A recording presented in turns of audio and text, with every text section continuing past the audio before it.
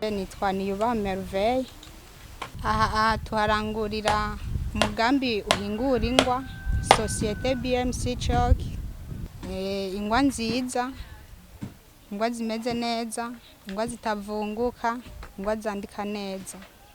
Umugambi wo guhingura ingwa twawiyumviriye kuva mu mwaka uheze, niho twashatse ko turaba ukungene twakwiteza imbere mu bijanye no guterera igihugu. Mu gutangura umugambi twatanguye ku buryo bungana na 5 millions, ariko ubu turageze kuri 20 millions. Twaratanguye ku buryo bw'iwacu twari dufise, hama PAEEJ iraduhingurane, PAEEJ iradufata mu mugongo tugikoresha amafaranga y'iwacu. Ntabwo twinjiza cyane nkuko ubu twinjiza, twakora bike ariko ubunye turakora byinshi.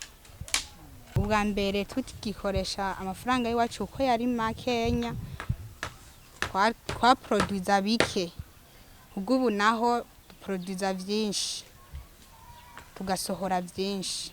Kwezi turashobora gusohora amakarton 105, ego vyanse gose turasohora 180, aho biba vyanse gose.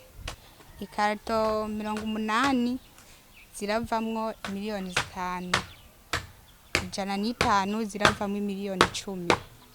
PAEEJ yaradufashije cyane, PAEEJ yaradufashe mu mugongo, ahubwo tuyisaba ko yobandanye dufata mu mugongo nkuko yabitanguye, hama natwe tugashobora kwiteza imbere nyine birengeje.